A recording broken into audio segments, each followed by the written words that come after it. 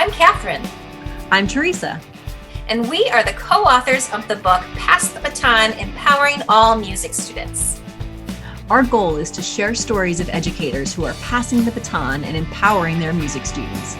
We want to help teachers create music lessons that transform students from passive consumers to vibrant creatives.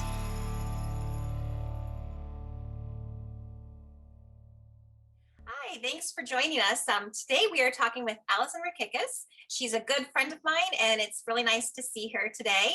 Allison, can you introduce yourself a little bit? Maybe tell us about your current teaching position?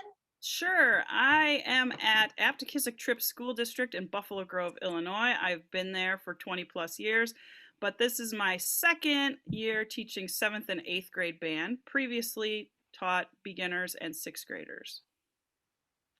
Awesome. Thanks. So you participated in the Pass the Baton book study, and throughout the book study, you told us about a really neat project where you had the students create their own benefit concert. Can you tell us a little bit about that project and what it was like? Yeah. We had a new space that was built for us, a fine arts wing, which was really awesome. And it had a small performance venue kind of built in. The band room has a movable wall, and on the other side, we have retractable seating. It seats about 120 audience members. So, not a full band concert venue, but I really was inspired by like, what could we do in that space? And so I kind of wanted to take a risk and see. I was teaching 6th grade at the time, and I had been with these kids for a couple years, so I knew them pretty well. And we had been talking a lot about voice and choice in our school and also through a class that I was taking. So I decided that, these kids are capable of more than just performing in a concert. What if I just put it out there that we were going to do a benefit concert and that they were going to plan the whole thing? And it was really it was nerve wracking because I am used to being like, this will happen then, and then this, and then this, and then this person will say this. And to let go of the reins like that was, a little frightening. But actually, with this group of kids, I was pretty confident that it was going to be fine. And whatever happened, it's their parents. So what are the, um, I had the kids kind of organize the whole thing, to plan it, to advertise it, to perform, and kind of come up with all the details on their own. And so we started with, what charity do we want to benefit? What is on your hearts? So kids got up and gave PowerPoint presentations about their choice for the charity that they wanted to support. And we had so many different ones. And one of the things that we went back to after they've kind of all given their opinion was, which of these charities really kind of takes the money that we spent and uses the most of it for the most good, instead of like, executive kind of functioning of the group. So, I wasn't sure how it was going to turn out, but they chose to support a local animal shelter called Orphans of the Storm that's near our school. And at first I was like, oh, could we pick something a little bit more hefty, like, childhood cancer research, something that was like more meaningful? But then I realized that this is what was meaningful to the kids, and it was also like really a tangible thing that they could understand. Mhm. So we had different committees. There's a committee that did the advertising. There's a committee that actually went to the animal shelter to take pictures and ask questions. Um, and then who was going to play in this concert? What pieces were we going to perform? We ended up doing 3 full band 6th grade pieces, but they also invited some smaller ensembles from the upper grades. And one of our other band directors performed a trumpet solo, and it was about 45 minutes concert, and the place was packed. And we just did we said, do we want to charge an admission fee, or how do we want to do this? And they just did a free will offering bucket, and that actually worked out much better because people were pretty generous. Yeah. Um, and then once we collected the money, there was a different committee that kind of was the finance committee and say, this is the needs of the organization. What can we purchase with the amount of money that we raised? And then there was another group that went shopping with me. That was kind of new.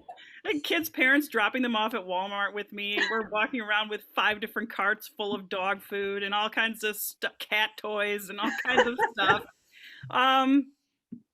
Which seems nutty, but it really brought the group closer together, I think. Like, because now those students, because I've switched roles and I'm now teaching 7th and 8th grade, that group of kids has been with me for 4 years now. And it has really helped us through this time apart, you know, and we're not able to be together. We have that backbone of the things that we've already done. And this was kind of a pretty cool special event. Oh, I think they will remember it forever. I mean, I would, you know, they got to go to Walmart with their band teacher, you know, and buckets of things they were buying, and I knew that, you know, for a cause that was important to them. Oh, they'll remember that forever. Yeah. So cool. We had another group that actually went with me to the animal shelter and presented it to the owners, and that was a cool experience too. Just like every step of the way, I wasn't sure what was going to happen, but it turned out great. Yeah, and I love what I hear of, like, it was easy for you to step in and just take away some of those opportunities, or I guess to say, like, not offer them those opportunities. But throughout the whole process, it seems like you let them, like, okay, like you could have gone to Walmart yourself and bought all those things, but you didn't. You let them be a part of that. And then the presenting it to them, I mean, the whole thing, you were there to kind of guide them, but it's awesome. They got all those different experiences through the whole thing. That's so cool. It was fun. I do want to do it again at some point. You know, we kind of like shut down as soon as we did it 2 years ago, and then it was kind of a spring thing. So we're ready to try it again when we can. That was one thing I was going to ask you. So it sounds like you would definitely do it again, which is great. And would you do anything differently now that you're going to do it a second time? You know, it went well. I feel like it's just kind of one of those things that it could go any which way, you know. Yeah. Perhaps maybe the charities that we could kind of go over the formula of, like, what's a good charity to support and what maybe is too big of a conglomeration that we want to, you know, just write a check. And then we don't know where that money's going. So maybe that lesson could come first before we do the presenting, and so the kids could kind of do their own investigation, because it does take time away from your rehearsals. Sure. And we're so focused on, you know, get the music done, present the concert, turn around to do it again, that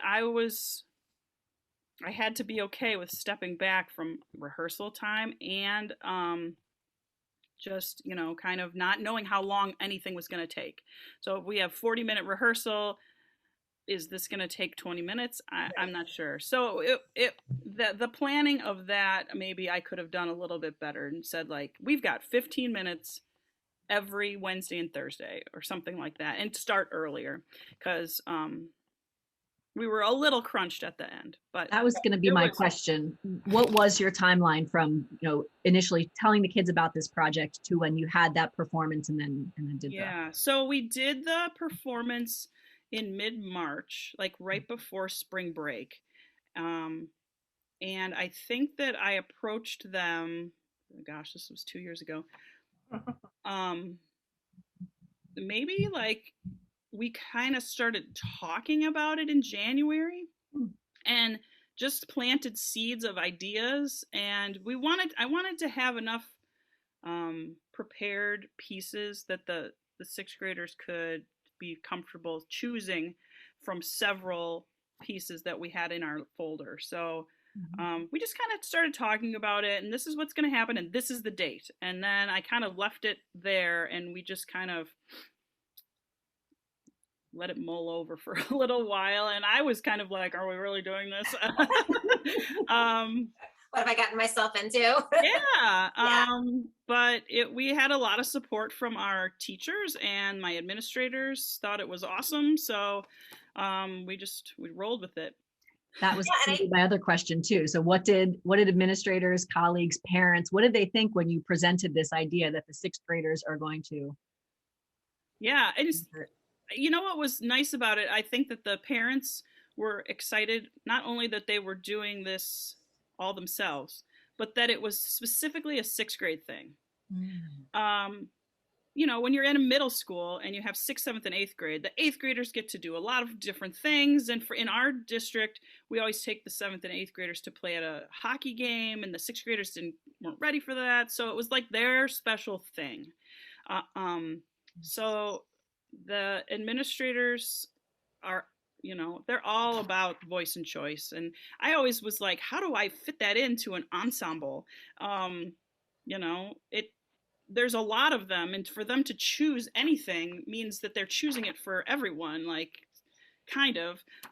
So this was a really good opportunity for them to not only choose like what exactly we were doing, but like, I'm going to choose my role. What do I want to do? I'm really good at art, so I'm going to do the posters. And I really want to go to that animal shelter and see those dogs. I'm going to go and take pictures.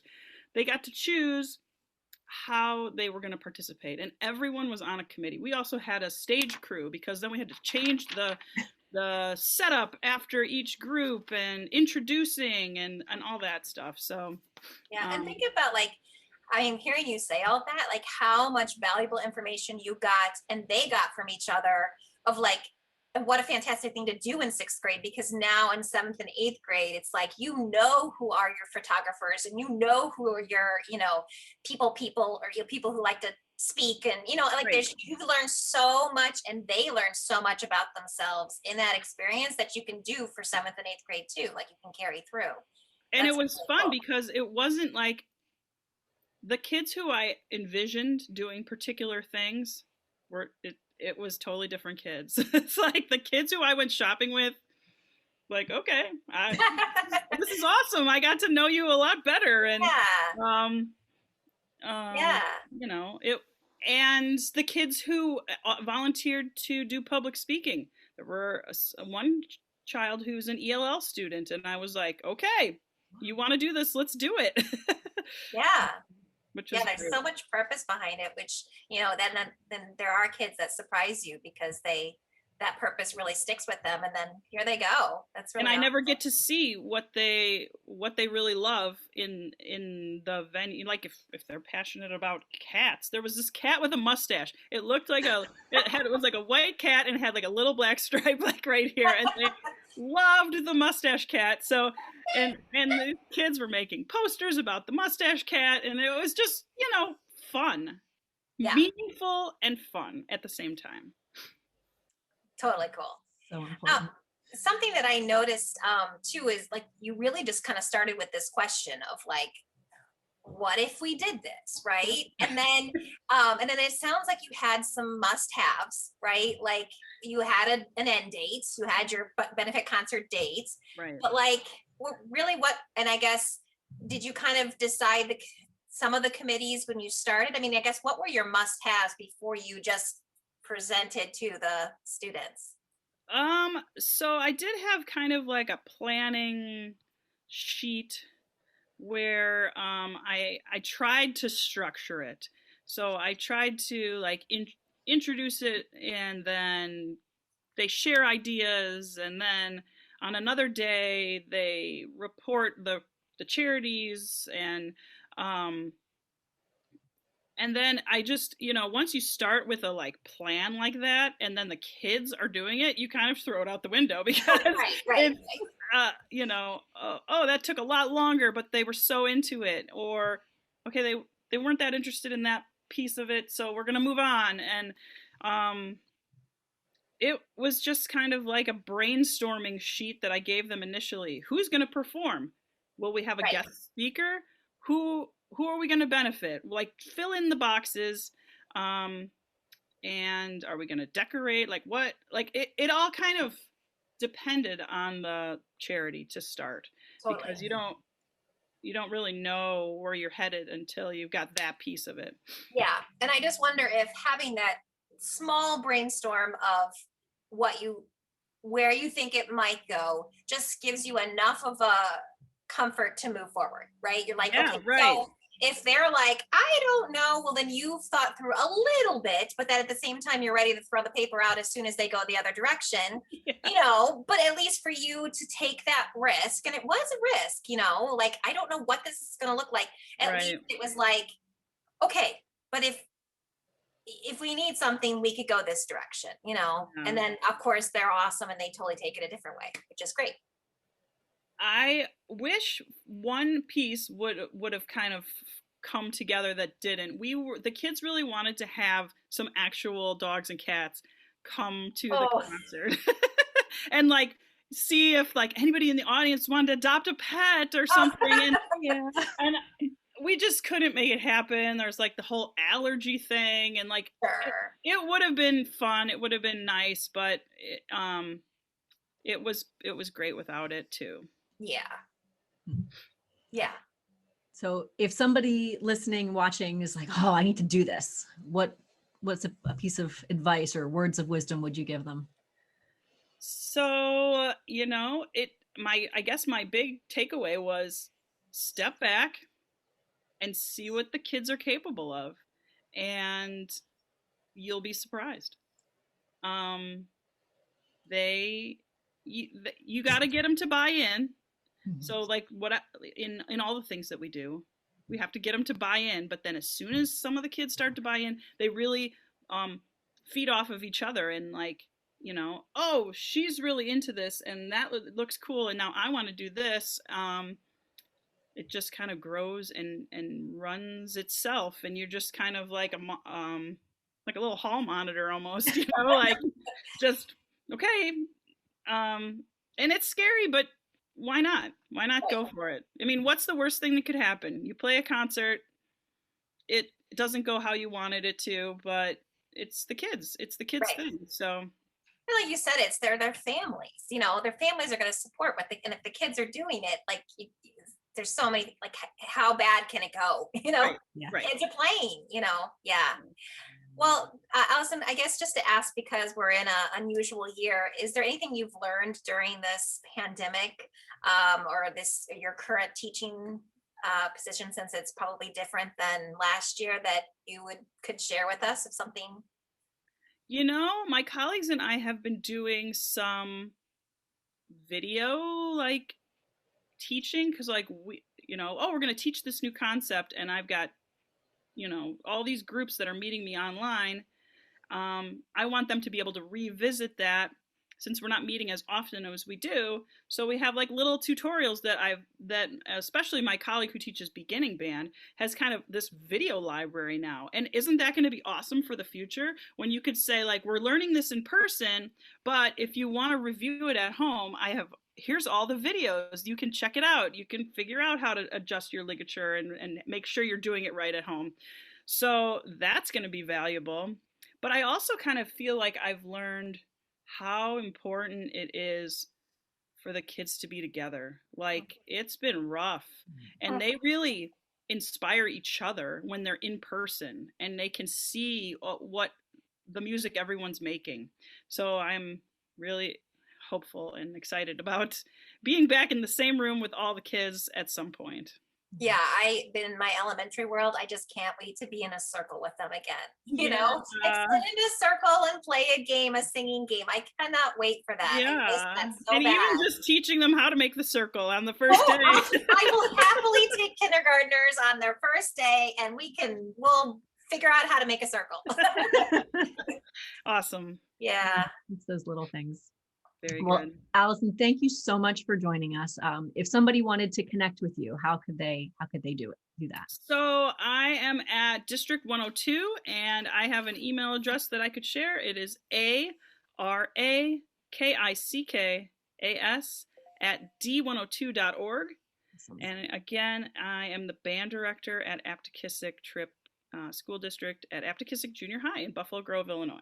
Awesome. Well, thank you so much for being here and taking the time and just sharing your awesome story. We really And thank appreciate you guys for, writing about sharing this kind of stuff, because I think it's super important and everyone's kind of isolated right now. So this is awesome. Thank you for sharing your words of wisdom with us too. Of course. All right. Thanks. Thanks for joining us. Make sure you subscribe below. And follow us on social media. I'm at Musical Teresa. I'm Singing Finch 1. And you can follow the hashtag Pass the Baton Book.